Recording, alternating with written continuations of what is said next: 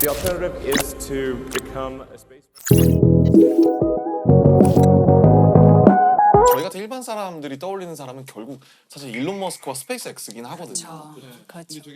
우주 산업에서 일론 머스크의 영향력이 실제로 이제 학자로서 체감하시기에 어느 정도인지. 네, 그러니까 이분이 뭐 회사의 대표이자 경영자이기도 하지만 자기가 실제로 엔지니어기도 하고요. 실제 개발에 참여를 많이 했어요.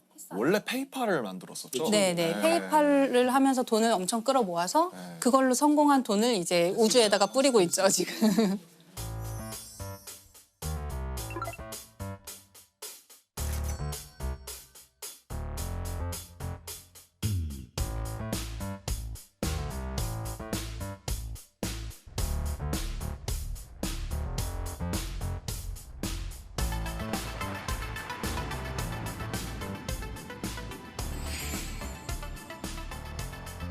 듣기로는 위성을 3,000개를 쏘아 올렸다. 예, 뭐 한 번에 막 수십 개씩 계속 쏴가지고요. 아, 그게 그렇게 많이 돈이 많나?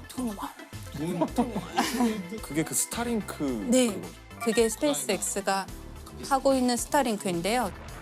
지구 근처에 인공위성을 엄청나게 많이 띄워서 얘로 네트워크를 망을 만드는 거예요. 지구 어디서나 통신할 수 있게 한다 이런 계획이 되게 많이 있고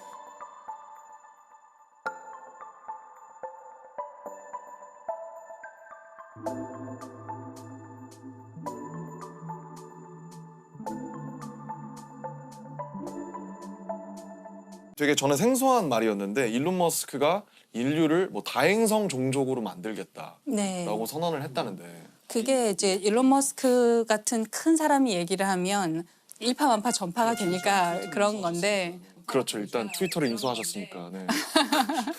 맞아요. 근데 이제 원래 있던 말이긴 한데요. 그러니까 우리가 뭐 멀티 플라네터리 스피시스 이렇게 다 행성 종족이에요. 여러 행성을 오가는 여러 행성에 걸쳐서 생존하는 그런 종족인 인간이 우리가 그렇게 돼보자 그런 이제 목표를 가지고 있어요. 뭐 화성에 사람을 이주시키겠다. 그래서 장기간 거주하게 만들겠다 이런 얘기를 하고 있고.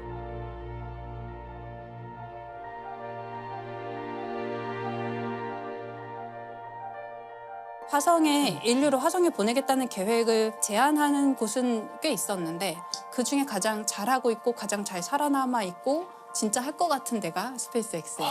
그렇구나. 일론 머스크가 50년 내에 화성에 정착촌을 세우겠다. 네. 그게 가능성이 50년 어느 정도 되는 거라고 보세요? 50년은 좀 도전적인 목표일 것 같긴 한데요. 예를 들어서 스페이스 X가 제안하고 있는 개념 중에 우주에서 주유하는 게 있어요. 주유요? 네, 기름을 넣는 거예요. 기름 넣는 네. 거. 왜냐하면 멀리 가려면 또 방향을 많이 바꾸려면 연료가 많이 필요한데 연료는 무겁잖아요. 그게 기름이에요? 우주선 연료도? 네, 등유를 쓰기도 하고 고체 연료를 요즘에 쓰기도 하고 아무튼 그런 이제 우주 공간에서 막 돌아다니려면 연료가 있어야 되는데 연료가 무겁잖아요. 네. 그 무거운 거를 우주로 쏘아 보내려면 또 연료가 많이 필요해요. 그렇겠네요. 그러면 또 연료를 많이 주면 또 무거워요.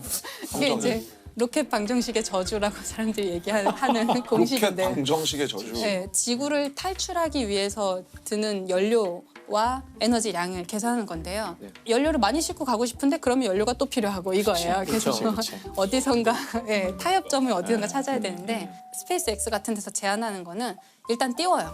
일단 해서 우주공간 띄워놓고 기름만 가지고 있는 연료만 가지고 있는 우주선을 또 띄워서 우주공간에서 도킹을 시켜서 급유를 하는 거예요. 그래서 주유를 해주고 얘는 다시 지구로 돌아오고 그럼 얘는 우주공간에서 이제 더 멀리 갈 수 있는 에너지를 다시 갖게 되잖아요. 미 공군이 사용하는 공중급유기를 우주에서 하겠다는 거죠. 네, 그걸 이제 좀 더 큰 규모로 하려고 하는 거죠. 그래야지 화성까지 가서 화성에서 착륙했다가 뭐 만약에 필요하면 화성에서 다시 돌아올 수도 있고 또 다르게 접근하는 데도 있는데요. 예, 아랍에미리트 연합이라는 그게 나라가 돈이 많아서 그런가요? 그렇죠. 그렇겠죠. 네. 일단 자본이 뭐. 네, 거기는 이제 석유로 자본을 많이 가진 나라고 그런데 석유가 한계가 있잖아요. 그렇겠죠. 언젠가는 바닥 날 거란 말이에요. 그러면 석유를 가지고 경제를 부흥시킨 이 나라는 다음 단계를 이제 미리 대비를 해야 돼요. 네. 그것은 개인 과학자의 차원이 아니라 어쩌면 국가 차원의 미래를 위한 대비일 수도 있겠어요. 이 아랍에미리트가 화성에 2117년까지 도시를 만들겠다. 2117년. 네, 2117년까지 이제 그 계획을 2017년에 발표하면서 아, 100년 100년 내에 안에. 하겠다라고 한 건데요.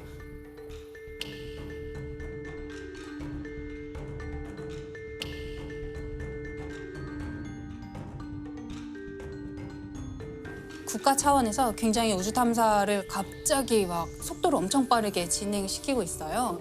인공위성을 띄운 지도 사실 얼마 안 된 나라거든요.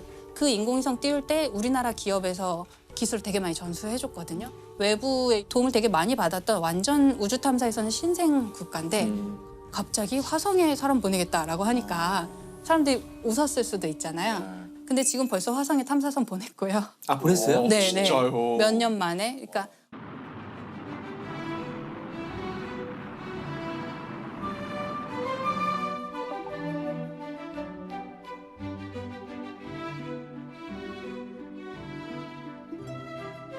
원래는 어떤 한 국가가 열심히 준비를 해서 화성 탐사선 정도 보내려면 한 10몇 년 정도 준비를 해요. 개발 기간. 근데 이 나라는 몇 년 만에 보냈어요. 모든 걸 국산화하겠다 이런 전략이 아니고 외부에서 도움을 받을 수 있는 건 다 받겠다. 받아서. 이런 전략을 좀 선택한 것 같아요. 왜냐하면 여기는 우주 탐사를 잘하는 것도 목표지만 화성에 가야 된다는 실제적인 목표가 있기 때문에 첨단 과학부라는 이제 정부 조직이 있는데 거기 장관이 사라 알 아미리라는 장관님이 장관도 하시고 화성에 간 그 아말 프로젝트의 담당자기도 해요. 그래서 자기가 실제로 공학자기도 하고 교육에도 굉장히 관심을 많이 가져서 화성 탐사, 뭐 우주 탐사 이런 걸 하면서 그거에 대한 내용을 교육에 아이들 학교에서 굉장히 많이 가르치게 바꿨다고 하더라고요. 교육 과정을 바꿔서 우주 탐사가 당연한 거야라고 가르치는 교과서를 네. 배우고 자라는 아이들은 우리랑 세대가 완전히 달라지는 거예요. 그러겠어요. 사고 방식이 달라지는 거죠. 화성 가겠다, 화성 이주하겠다가 국가의 테마가 된 게 재밌더라고요. 현실적으로 가능할까요? 제 세대에서는 가는 거는 가능도 할 것 같아요. 네. 근데 가서 장기적으로 존재하느냐 그리고 또 가서 번식을 하고 다음 세대까지 살 수 있게 하느냐 그거는 조금 더 먼 미래가 아닐까 싶은데요.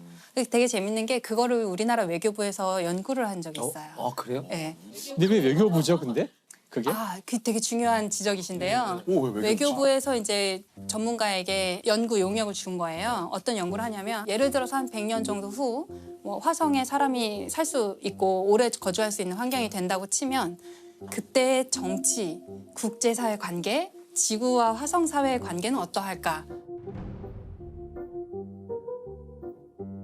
화성을 정치적인 어떤 국제 관계로서 보는 거군요. 네, 가면 네. 외교부 직원이 파견 나가야 되는 거죠. 그럴 수도 있죠.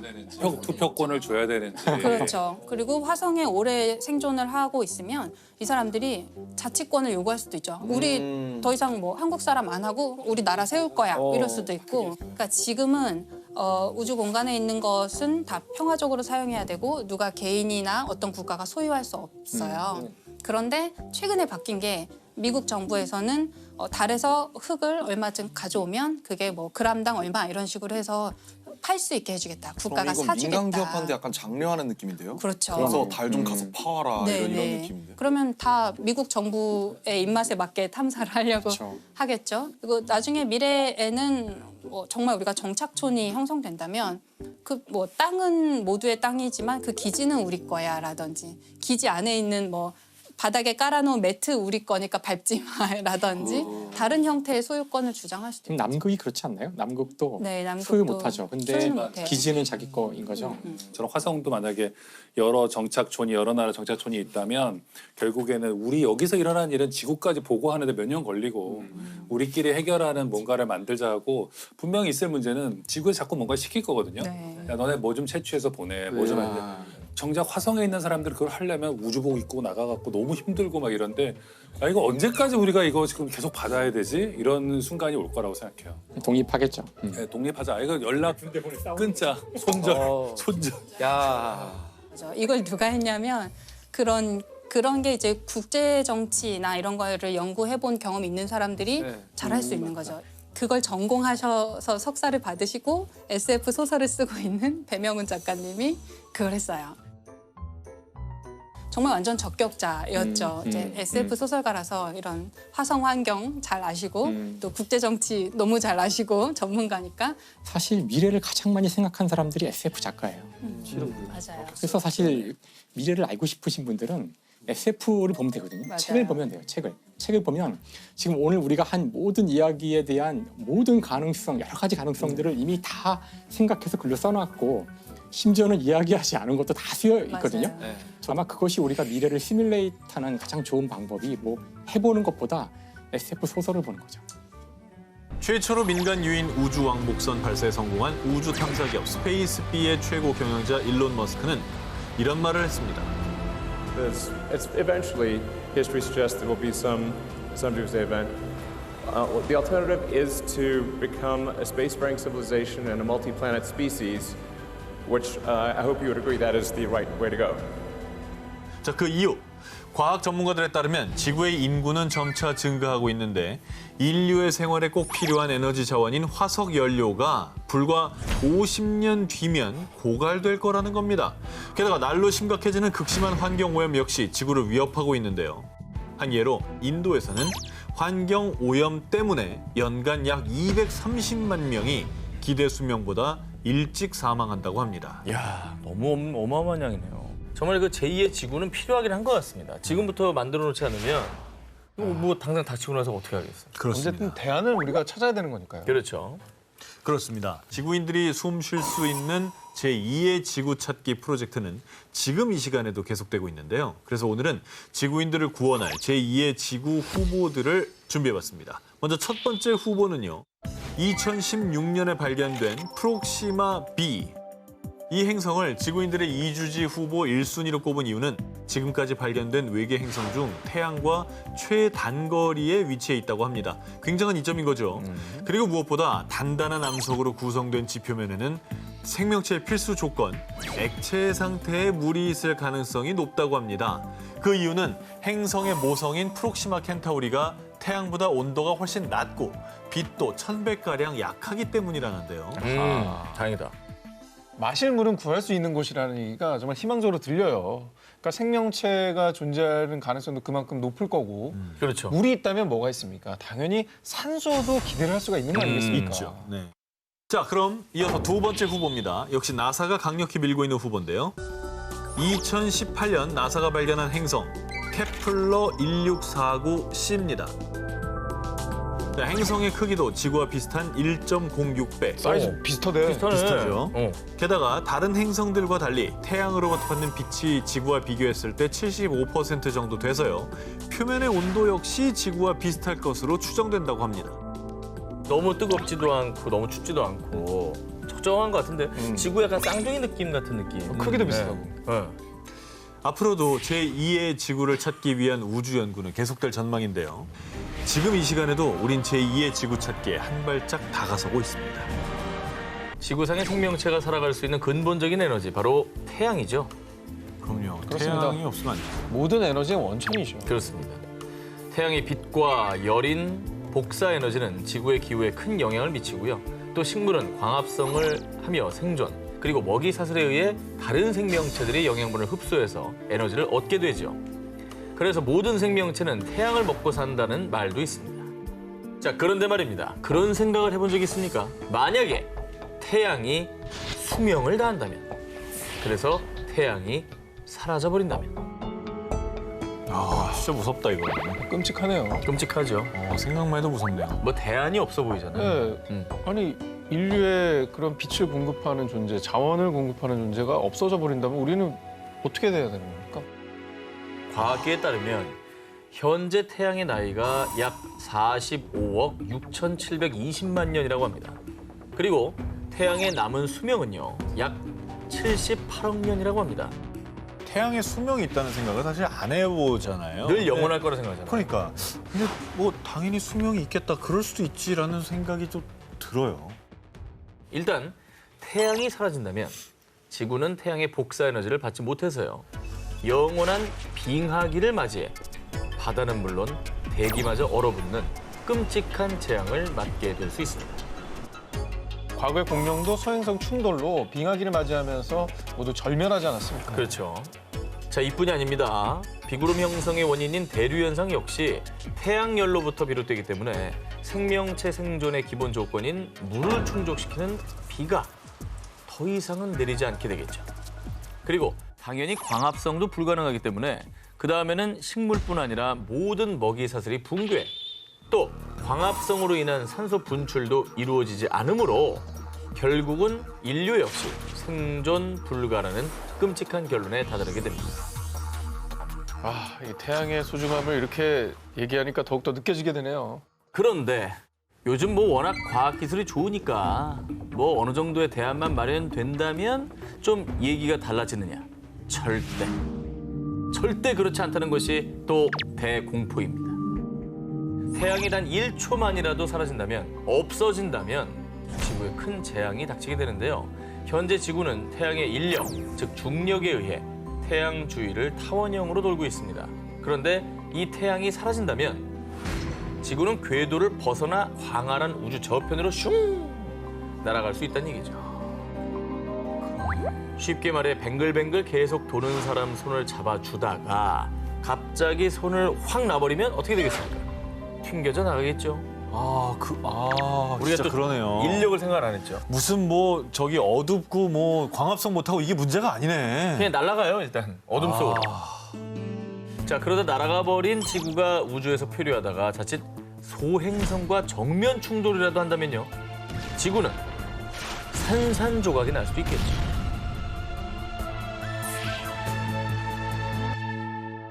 (2008년 9월) 인류 사상 최대 규모의 입자 가속기인 대형 강입자 충돌기가 첫 가동을 시작.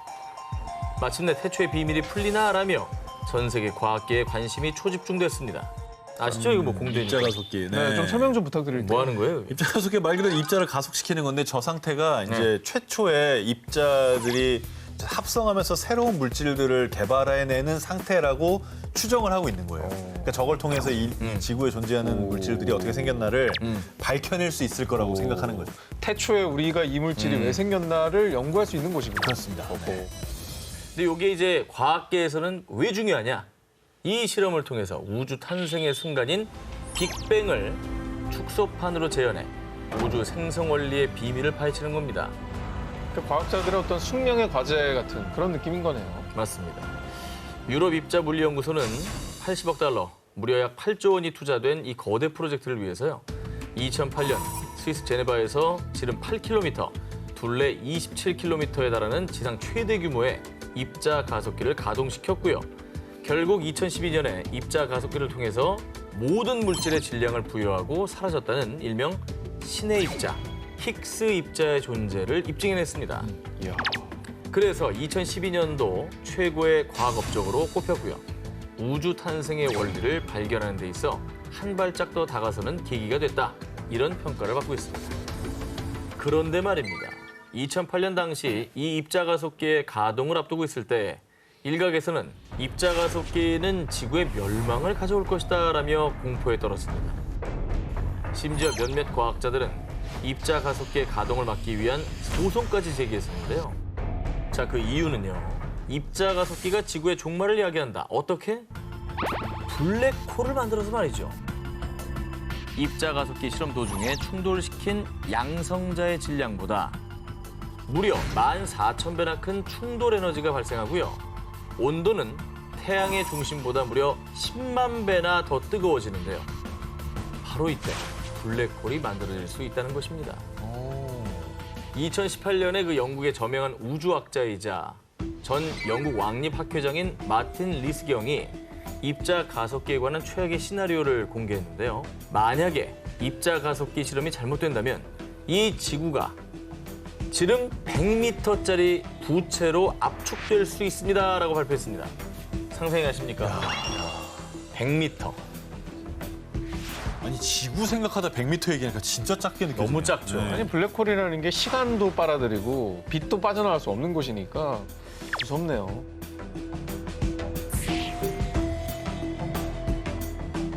(2016년) 영국 옥스포드 인류미래연구소는 이것 때문에 지구가 최후의 날을 맞을 수 있습니다. 라며 지구를 위협하는 요소 중 하나로 이것을 꼽았습니다. 그 정체, 바로 태양 폭풍입니다. 아까는 태양이 없어져도 문제인데 네네. 이제 태양이 원인이 될 수 있다는 거예요? 그렇죠. 태양 표면의 특정 부분이 자기장 활동에 의해 주변보다 온도가 낮아집니다. 태양의 흑점이 생기게 됩니다. 자, 이 태양 흑점 주변에는 고에너지가 쌓이는데요. 이 에너지가 계속 응축이 되다가 어느 순간 펑!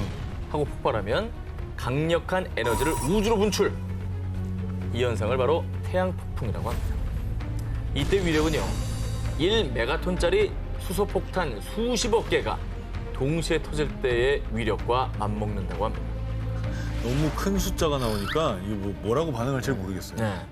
이게 또 한꺼번에 그 파괴력이 엄청난 에너지가 생기는 거잖아요. 그렇죠. 그럼 그 에너지가 다 어디로 어떻게 가는 건가요? 아, 질문 좋았습니다. 네. 거대한 태양 폭풍이 발생하면 막대한 방사선이 채 10분도 안 돼서 지구에 도달을 합니다. 어머. 10분도 안 돼서요. 최악의 시나리오는요. 만약 그 태양 흑점이 한 개가 아니라 수십 개가 동시에 폭발하면 태양 폭풍이 지구의 자기장을 교란시켜 지상의 전력망, 모든 전자기기 작동이 중단되는 것은 물론이고요. 자, 얼마나 끔찍한 일이냐면요.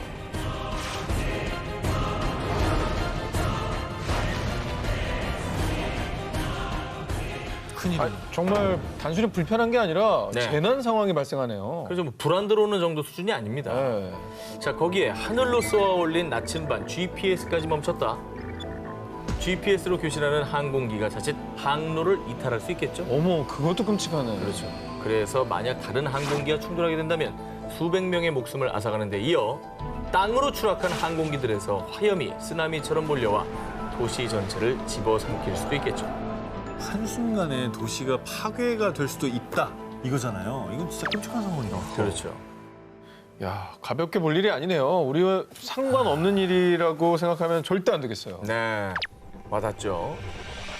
끔찍한 암흑의 세계를 일으키는 태양 폭풍. 대한민국에도 대파장을 몰고 올 후폭풍이 불어닥칠지 모릅니다. 이것을 기반으로 한 스피커, 청소기, 세탁기 등 가전은 물론 자동차에도 탑재되어 있는 이것. 바로 AI, 인공지능인데요. 아, 요새 진짜 AI 없는 제품이 없어졌어요. 맞아요. 그런데 말입니다. 과연 AI 시대가 오는 게 우리에게 좋은 일이기만 할까요? 만약 누군가 인류를 위협할 수 있는 큰 그림을 그리고 있다면. 아, 이거 공포스럽긴 해요. 인공지능은 우리 통제를 벗어날 수가 있잖아요. 그렇습니다. 천재 물리학자 스티븐 호킹은 인공지능을 두고 인공지능 기술의 발전은 인류의 종말을 초래할 수 있다라며 우려를 표한 바 있죠. 우주 탐사 기업 스페이스비의 최고 경영자 일론 머스크 역시 인공지능 개발은 악마를 소환하는 것이라는 섬뜩한 경고를 날리기도 했는데요. 그 이유는 인공지능이 인간을 공격할 수도 있기 때문입니다. 다시 말해 인공지능의 지배 아래 끔찍한 인간 청소를 자행하는 세상, 영화 터미네이터가 현실이 될 수 있다는 겁니다. 저 영화는 정말 그 어떤 공포 영화보다 무섭지 않아요. 사실은 액션처럼 그려서 그렇지 되게 무서운 내용이에요. 네. 그런데 사실상 인공지능 무기는 미래가 아닌 현 시대에도 계속 선보이고 있습니다. 2015년 러시아는 정찰 및 군사시설 보호 등을 목적으로 한 군사 무인 로봇 기갑 차량 플랫폼 M을 개발해 선보였는데 무섭다. 이 무기가 무인으로 사격 시스템을 작동할 수 있다고 하고요. 또 다른 군사 강국 미국에서는 신형 장거리 대한 미사일에 인공지능을 탑재했는데 이 미사일은 적 함정을 향해 날아가다가 공격 목표가 바뀌거나 적국의 요격 미사일을 피해야 될 경우 이걸 인공지능 기술로 자체 비행 방향을 설정할 수도 있다고 합니다. 그리고 개발뿐만 아니라 이 인공지능 무기들이 실제 전투에서도 적용되고 있습니다. 러시아는 전투용 로봇 플랫폼 M을 시리아 내전 현장에 투입하기도 했고요. 미국은 중동 테러 조직 알카에다와 IS 소탕 작전을 벌일 때 MQ-1 프레데터나 MQ-9 리퍼와 같은 무인 공격기를 사용했다고 합니다. 아, 이게 실제로도 지금 벌써 투입이 되고 있다고 하니까 우리가 하는 이 우려가 꼭 영화 속에서만 있는 일들은 아닌 거예요. 현실에서 일어날 수 있는 거예요, 지금. 그래서 2017년 일론 머스크 회장은 본인의 SNS에 인공지능의 안전성을 반드시 걱정해야 한다. 인공지능은 핵보다 훨씬 위험하다라고 올리며 경고를 했고요. 더불어 116명의 AI 로봇 기업 대표와 살상용 로봇 무기 개발 금지를 촉구하는 서한을 유엔에 보내기도 했다고 합니다. 수많은 이들도 인공지능이 인명을 살상하는 날이 가까워지고 있다. 인공지능 무기 경쟁은 곧 인류 파멸이라며 두려움에 떨고 있는데요. 지구의 신비와 자연을 탐사하는 유명 과학 전문 채널에서요. 2010년 한 다큐멘터리가 방송되면서 전 세계에 충격과 큰 파장을 일으켰습니다. 뭐죠? 교지? 만약 이것이 멈춘다면 세계 각지에서는 홍수와 지진이 일어나고 1년 내내 봄, 가을 없이 영상 50도가 넘는 여름 혹은 영하 50도 이하에 달하는 겨울이 계속되는데요. 정말 상상하지 못한 끔찍한 재앙이 일어난다는데요. 대체 그게 뭐냐? 바로 지구가 멈췄을 때입니다.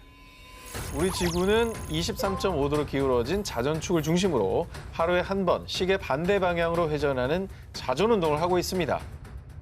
그래서 이 신비로운 자연의 섭리 때문에 태양의 열을 받는 위치와 면적이 달라지고 선선하거나 덥거나 춥거나 하는 계절이 생기는 건데요. 그런데요, 만약 지구의 자전 속도가 서서히 느려지다가 결국 멈춰버린다면 과연 어떻게 될까요? 먼저 지구 전체의 지형이 급격하게 변하게 됩니다. 지구의 자전력이 바다를 적도 부근에 고정시키는 역할을 하는데요. 만약 이 지구가 자전을 서서히 멈추게 되면 적도 지역의 바닷물들을 잡아두는 원심력이 약해지고 그렇게 되면 극지방으로 바닷물이 몰리게 되겠죠. 영국과 유럽 대륙 사이에 바닷물이 쭉 빠져 이어져 버리게 되는 겁니다. 싹 잠기게 되는 거죠. 그러면 아직 지구 온난화가 급격히 빨라지겠네. 거기서 시간이 더 지나게 되면 북극 지방에 몰렸던 바닷물들은 넘치고 다시 불어나면서 해수면이 상승하는데요. 그러면 영국, 프랑스, 일본, 우리나라까지도 수많은 나라들이 이제 바닷물에 잠기며 초토화되어 버리는 거죠. 아, 바닷물에 잠긴다는 생각을 한 번도 해본 적이 없는데. 그렇죠. 바닷물에 엄청난 양이 움직이는 속도가 있으니까 쓰나미 저리 가라네요. 끔찍한 멸망 시나리오는 여기서 끝이 아닙니다. 지구의 자전을 따라 일정하게 회전했던 핵, 멘틀, 지각들이 각각 다른 속도로 회전하면서 이게 마찰을 일으키게 되면 그 과정에서 지각의 균열이 일어나 세계 각지에서 지진과 화산이 폭발하고 홍수가 발생하는 등 전 세계 곳곳에서 재난이 벌어지게 되는 거죠. 섬세한 우주의 조화로 살아 숨쉬는 지구. 지구의 숨이 멈추고 완벽한 균형이 깨지는 순간 돌이킬 수 없는 비극은 피할 수 없을 겁니다. 갑작스러운 빙하기로 얼어붙은 지구에서 살아남은 인류의 이야기를 담은 영화 설국열차. 자, 그런데 만약 영화처럼 빙하기가 현실이 된다면 지구와 우리 인류는 어떻게 될까요? 빙하기란 지구의 기온이 하강하여 남극과 북극, 대륙, 산 정상 등의 얼음층이 형성되는 것을 말합니다. 기후학자들은 지구의 평균 기온이 약 2도에서 5도 정도 하락할 경우를 빙하기로 간주한다고 합니다. 그리고 지금까지 지구는 약 10만 년을 주기로 20번 이상의 빙하기를 겪었다고 합니다. 그런데 말이죠. 우리가 오늘 쓸 지구 멸망 최악의 시나리오는요. 다소 극단적이지만 만약 한 달, 아니 일주일 만에 갑자기 빙하기가 닥친다면 지구엔 어떤 일이 일어날까입니다.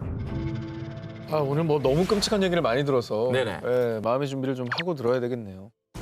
현재 지구의 평균 온도인 15도에서 약 8도만 하락해도요. 남극 대륙은 물론 적도를 제외한 전 세계가 눈으로 뒤덮이게 됩니다. 북극, 캐나다, 미국 등을 포함해 지구 표면의 약 30%가 빙산처럼 결빙된다고 하는데요. 그런데 만약 그보다도 더 낮은 온도의 빙하기가 급속도로 찾아온다면요. 영화 투모로우처럼 거의 모든 지구는 빙하로 꽁꽁 얼 것입니다. 인류가 만든 항공, 철도 등 수많은 기술 역시 다 얼어붙어서 무용지물이 되고요. 극심한 추위에 적응하지 못해 감자와 옥수수 등 농작물과 식물들이 얼어붙으며 멸종. 그러면 식물을 먹는 채식 동물들도 굶어 죽고요. 결국은 먹이 사슬에 따라 우리 인간들이 먹을 것도 사라지게 되겠죠. 무엇보다 지금처럼 숨을 자유롭게 쉬지 못할 겁니다. 직접 공기를 들이마셨다가는 폐와 호흡기관까지도 다 얼어붙을 테니까요.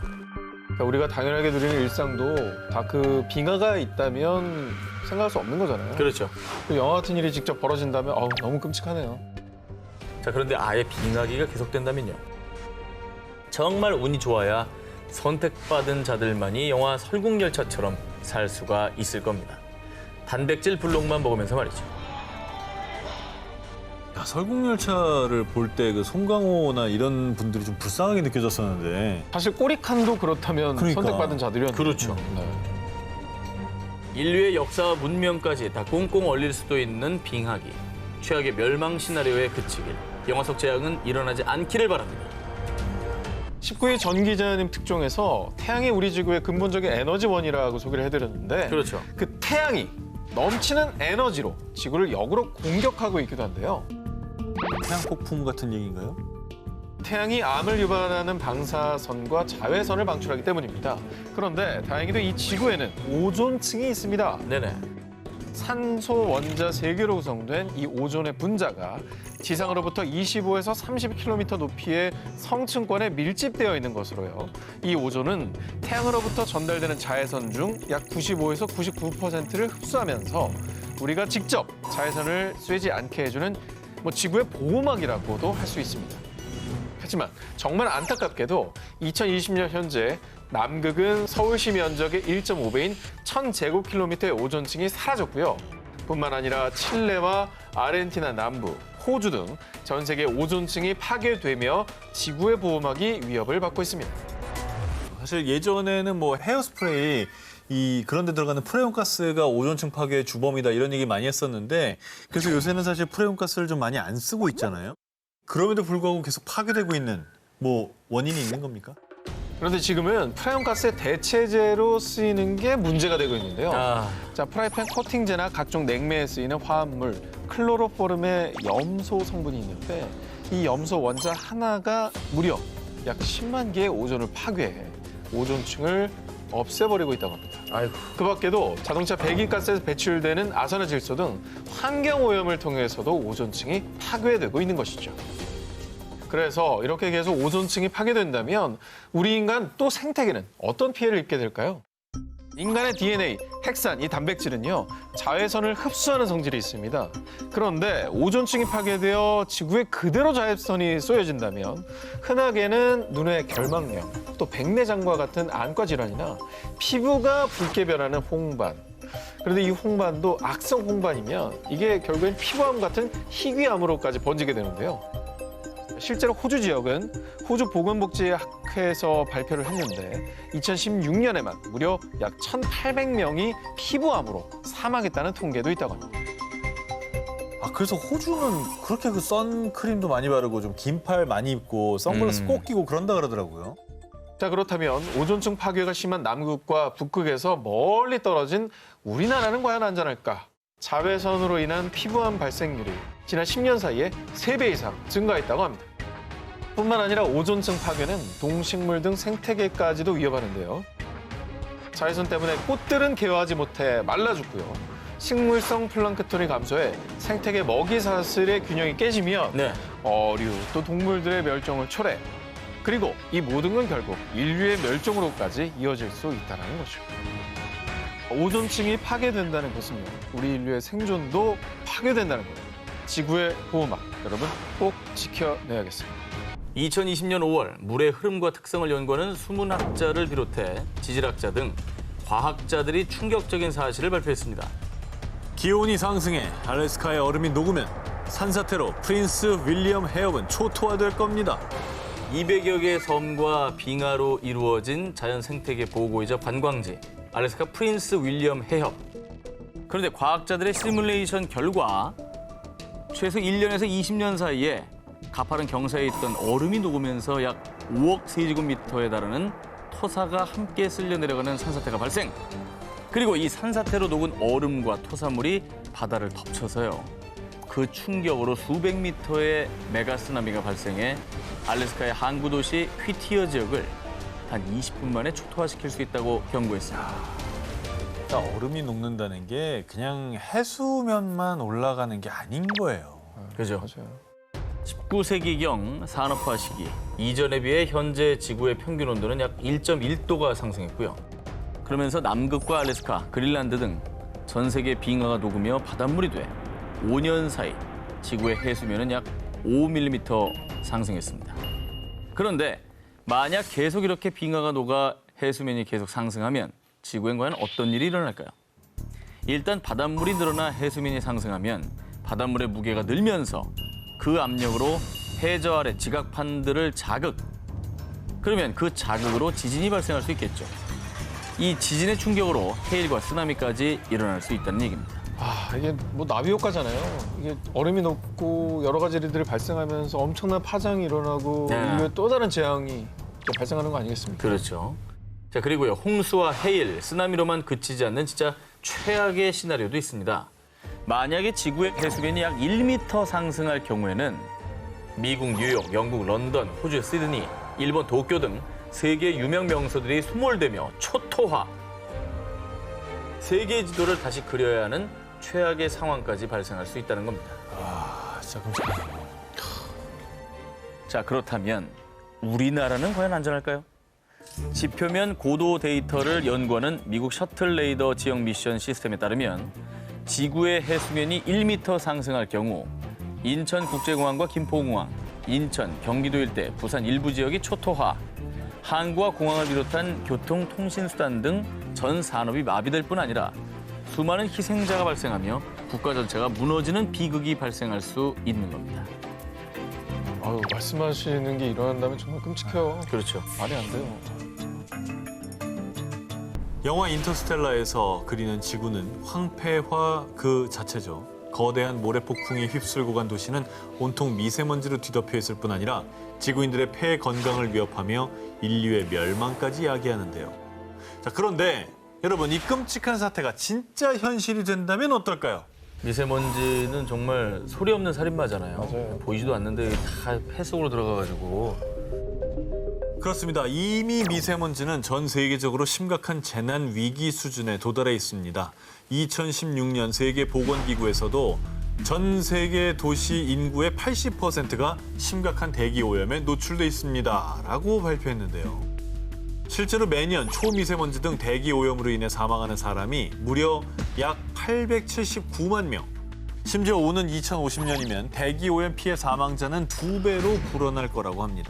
어우. 대기 오염으로 인한 피해자가 이렇게 뭐 몇백만 명까지 될 줄 몰랐어요. 네. 이제 많이들 아시겠지만 그 미세먼지가 호흡기를 거쳐서 폐뿐만이 아니라 이 혈관들에게까지도 침투를 하지 않습니까? 그런데 우리 몸의 면역세포들이 미세먼지를 제거하는 과정에서 신체 곳곳에 염증이 생기면 심장과 뇌에도 치명적인 손상을 일으켜 암, 뇌졸중, 치매를 유발하기도 한답니다. 자, 그런데요. 소리 없는 살인마 같은 이 미세먼지는 인류뿐 아니라 생태계에도 극심한 피해를 끼칩니다. 공기 중의 미세먼지가 식물의 잎에 달라붙으면 광합성 기능을 하는 잎의 기공을 막아서 식물의 성장을 지연시키고요. 또 미세먼지 속의 이산화황, 이산화질소는 산성비의 원인이 되는데 산성화된 토양과 물은 산림과 농작물에 큰 피해를 유발, 인류의 식량난까지 초래할 수 있는 거죠. 이거 뭐 전 세계적인 뭐 인간만의 문제가 아니네요. 자연 전체 문제네요. 그렇습니다. 그런데 말입니다. 이 상상조차 하기 싫은 이 끔찍한 사태는 이미 현재 진행형입니다. 2019년 UN 생물다양성과학기구에서 2016년까지 대기 오염으로 인해 가축 종류 중에 9%가 멸종했다라고 발표했는데요. 향후 수십 년 이내 양서류의 44%, 포유류의 33%가 대기 오염으로 멸종할 것이라고 예측하고 있다고 합니다. 대기 오염만으로 저렇게 많이 멸종한다고요? 네, 종이 줄어드는 거예요. 그러면 생태계 균형 깨지는 거는 막을 수 없겠네요. 시간 문제네요. 큰일이다. 이 미세먼지가 사라지지 않는 한 인류는, 아니 이 지구는 결코 숨 쉴 수 없을 겁니다. 지금 이 시간에도 수많은 폭탄들이 우주에서 지구로 날아오고 있습니다. 바로 소행성. 아, 이거는 너무 살벌해. 이건 진짜 못 막지 않나? 진짜 여러 가지 아마겟돈 영화에 나오는 내용이잖아요. 이게. 그죠, 아마겟돈 맞아요. 영화 그죠. 네. 영화 아마겟돈에는 이런 대사가 나옵니다. 소행성이 지구에 떨어지면 예상 피해는? 인류의 종말입니다. 지난 4월 다행히도 지구를 스쳐 지나간 소행성 1998-5R2. 이 소행성의 규모는요. 직경이 최대 4,000m. 쉽게 말하면 에베레스트의 절반 정도의 사이즈고요. 총알보다 약 9배나 빠른 시속이 약 3만 킬로미터. 뚫렸겠는데? 이런 속도로 지구를 향해 접근하다가 지구와 약 630만 킬로미터 거리를 두고 통과했습니다. 진짜 가깝다. 상상만 해도 저는 너무 끔찍해요. 그런데 이런 무시무시한 일이 비일비재합니다. 비일비재? 비일비재예요. 그러지 마. 여러분이 잘 모르고 있었던 겁니다. 지난해 12월에는 소행성 엑소-1이 약 시속 3만 킬로미터의 속도로 지나갔고요. 지난 5월에는 소행성 1997 BQ 역시 지구로부터 약 610만 킬로미터 거리를 두고 지나갔습니다. 이게 정통으로 부딪히면 한 지역을 파괴해버릴 정도의 위력을 가진 소행성이 지구 근방까지 접근한 겁니다. 아니 소행성이 이렇게 자주 지나가는지 몰랐네요.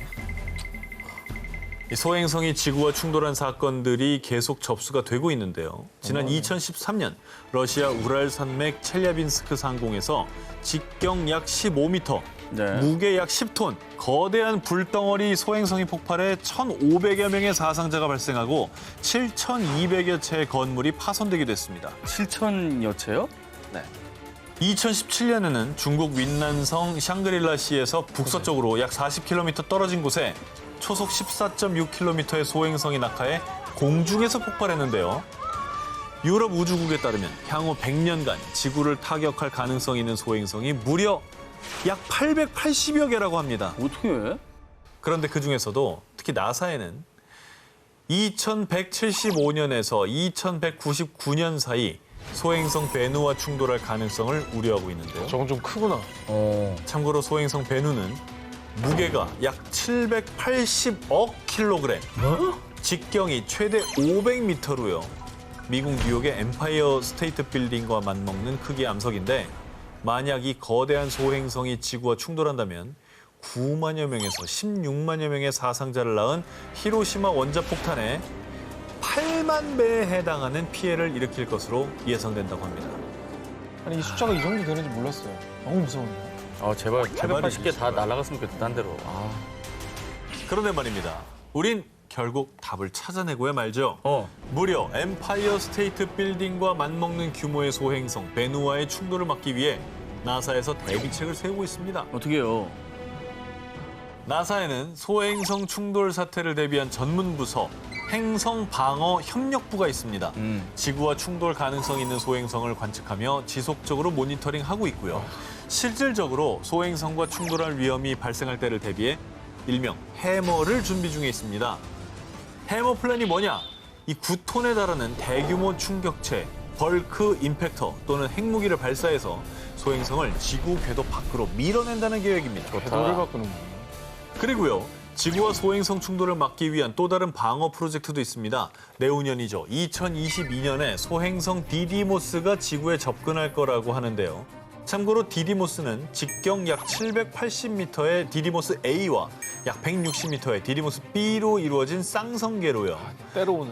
2022년 10월경에 지구와 약 1,047만 킬로미터의 거리를 두고 지나갈 것으로 예측하는데 이에 대비해 나사는 우주 탐사 기업 스페이스비와 손을 잡고 지구 방어 프로젝트에 돌입. 지구를 향해 오는 디디모스의 궤도를 바꾸기 위해 우주선을 충돌시키는 이중 소행성 방향 수정 테스트, 일명 다트를 시행할 계획이라고 합니다. 대략 냉장고 크기의 다트 우주선은 총알보다 약 9배 정도 빠른 초당 6km의 속도로 소행성과 충돌할 예정인데요. 그러니까 쉽게 말하면 약간 어깨빵을 날리는 거군요. 그렇죠. 다트를 쏘듯이. 근데 이게 멀리서 부딪히면 요 1도 차이가 그렇죠. 엄청나잖아요. 1도 차이가 아니라 뭐 0.1도만 틀어져도 그러니까. 인류의 안전을 위협하는 소행성의 공포로부터 부디 안전한 지구 방어에 성공할 수 있기를 기원합니다. 눈에 보이지도 않는 작은 바이러스 코로나19가 전 세계를 휩쓸고 있는 지금. 이게 도대체 어떻게 종식될 거며 빨리 어떻게 좀 진정이 될까를 막 간절하게 바라게 되는 거 있잖아요. 그런데 말입니다. 지난 5월 한 논문의 사전 공개 사이트에 충격과 공포 그 자체인 한 논문이 게재됐습니다. 미국 하버드 의대를 비롯해 캐나다 유수의 대학 등에 소속된 전문가들이 생물 정보학적 분석 결과를 담은 이 논문에 따르면요. 어쩌면 코로나19 바이러스와 중동호흡기 증후군 메르스 바이러스가 섞인 최악의 바이러스 X가 출현할 수 있다고 합니다. 아, 코로나19도 못 잡았는데 지금 새로운 괴물 바이러스라니. 그리고 이 연구팀은 현재 사우디아라비아에서 코로나19와 메르스가 동시에 유행하고 있어서 이 두 바이러스의 결합에 대한 가능성을 염려했는데요. 이제 만나지 마라. 그러면 안 이 돼. 두 바이러스의 재조합으로 인한 바이러스 X가 두려운 이유. 일반적으로 바이러스는 치사율과 전파력이 반비례한다고 합니다. 메르스의 경우에는 최대 치사율이 무려 37%지만 확진자 1명이 바이러스를 옮긴 사람 수, 그러니까 재생산 지수는 0.9명으로 전파력은 낮았고요. 반면 코로나19는요, 잠정 집계된 재생산 지수는 3.15명으로 강한 전파력을 지니고 있습니다. 그러니까 이 두 바이러스의 치명점들이 더해지면 그 위력은 뭐 우리가 상상할 수 없는 거 아닙니까? 그러니까 전파력도 높고 치사율도 높고. 그렇습니다. 그 가능성이 있다는 거죠. 그래서 만약 최악의 바이러스 X가 나타난다면 단 3개월 만에 전 세계 확진자 수는 100만 명에 이르고 이때 사망자는 최대 37만 명에 달할 겁니다. 진짜 그런 일이 없어야 할 텐데 절대 뭐 생기지 않으리라는 보장이 없어서 더 답답한 것 같아요. 사실 뭐 올해 코로나 바이러스도 예상치 못했던 일이 벌어진 거잖아요.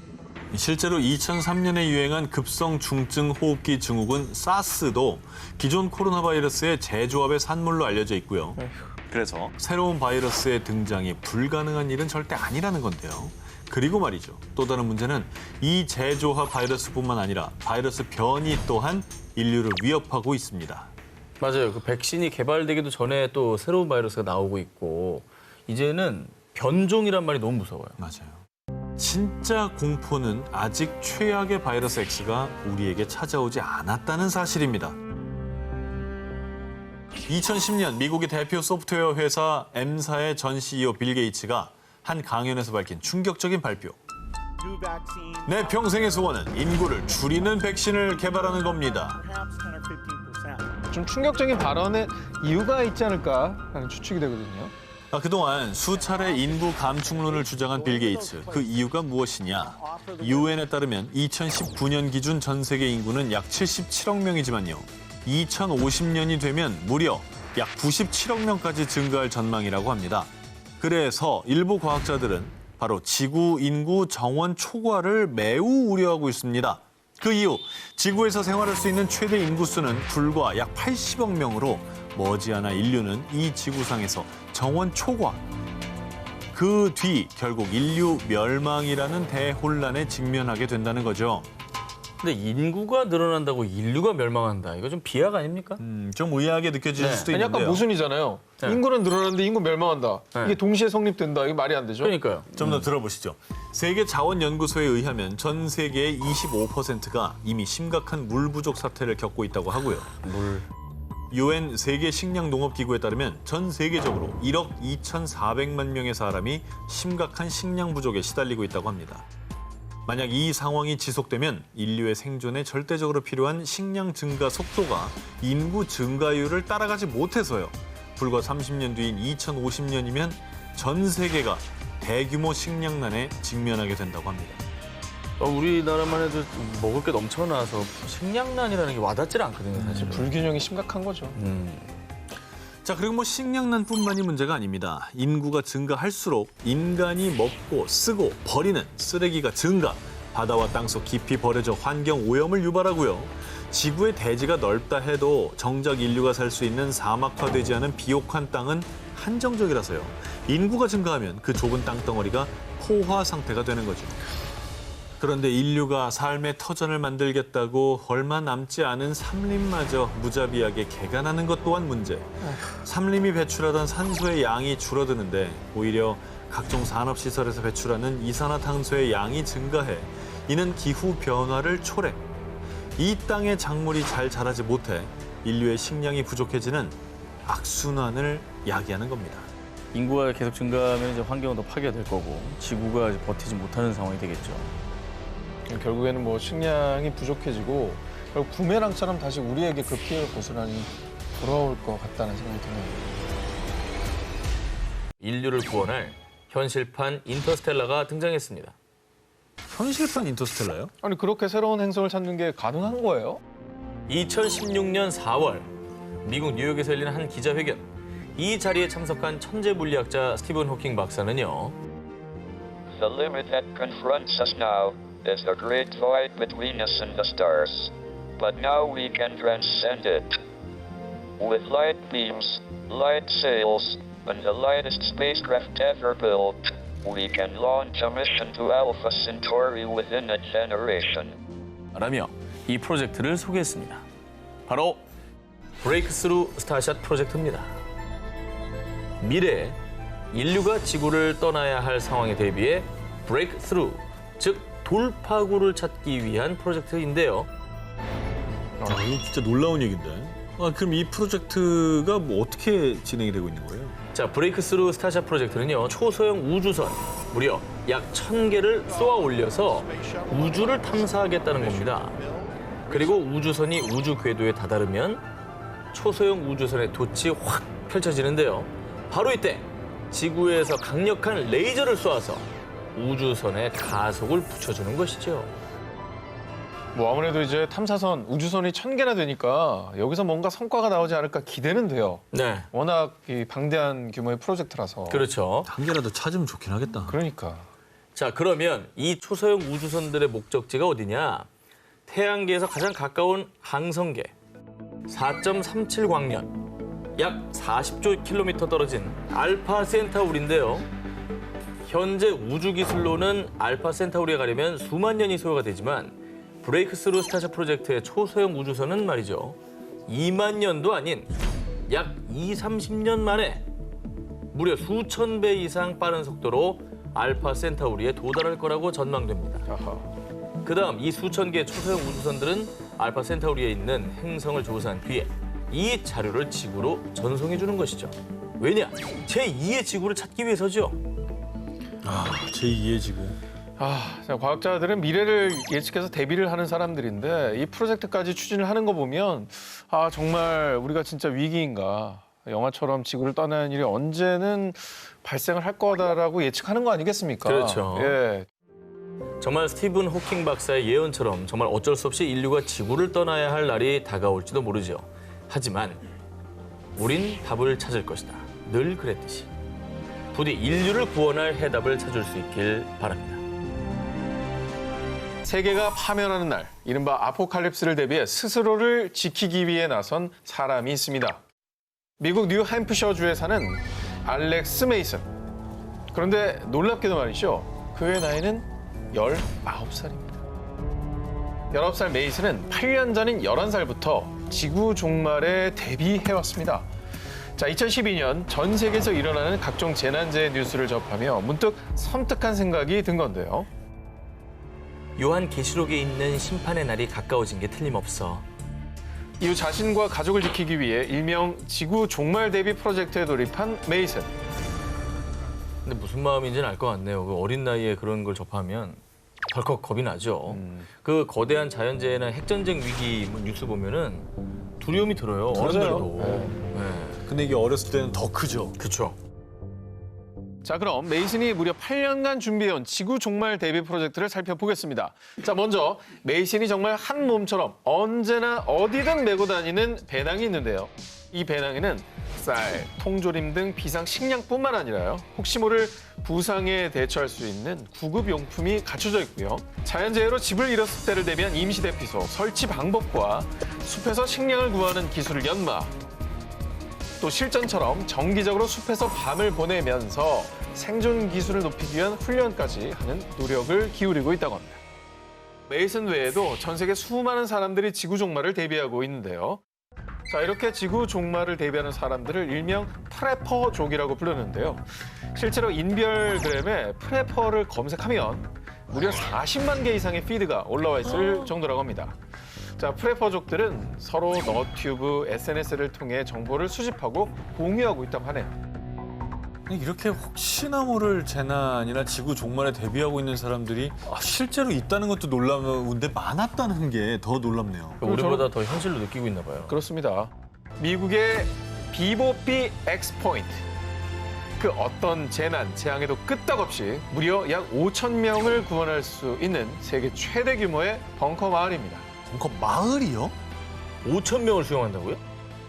미국 사우스 다코타주에 위치한 비보피 엑스포인트는요, 무려 575개 벙커로 이루어져 있는데요. 1967년까지 미 육군의 폭발물, 탄약 등을 저장하던 군용 창고를 2016년 세계적인 벙커 제작 업체에서 매입, 이후 최대 5,000명을 수용할 수 있는 세계 최대 규모의 벙커 마을로 개조를 한 겁니다. 폭발물을 보관하는 군용 창고면 뭐 안전성 면에서 믿음이 가네요. 네, 그거 터지면 절대 안 되는 거예요. 떨어지더라도 안전한 네. 거죠. 575개 각 벙커는 물, 가스 등의 투과를 막기 위해 콘크리트와 강철로 구성이 되어 있어서요. 핵폭발, 생화학 무기, 강력한 지진에도 끄떡없다고 하고요. 와. 또 넘사벽 스펙이 또 있는데 예를 들면 폭탄 100톤이 터지면 네. 500m 의 콘크리트 건물 절반이 초토화된다고 하는데 근데 이 위력의 2배 이상을 버틸 수 있다고 합니다. 그리고 이 벙커에는 5,000명의 사람들이 무려 1년간 문 밖으로 나오지 않고도 생존 가능하도록 식량뿐 아니라 의료시설 등 생활 요건이 갖춰져 있다고 합니다. 뭐 이 정도면 세상에서 가장 안전하면서도 안락한 곳이라고 표현해도 되겠죠.